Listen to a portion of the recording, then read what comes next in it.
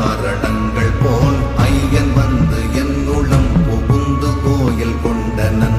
ஐயன் வந்து என்னுளம் புகுந்து கோயில் கொண்ட பின் வையகத்தில் மாந்தர் முன்னம் வாய் திறப்பதில்லையே.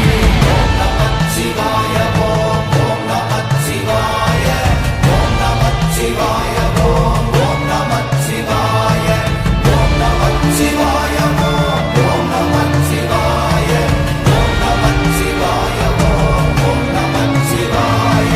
மாறுபட்ட மணி துலக்கி வண்டின் எச்சில் கொண்டு போய் ஊறுபட்ட கல்லின் மீது ஊற்றுகின்ற மூடரே, மாறுபட்ட தேவரும் அறிந்து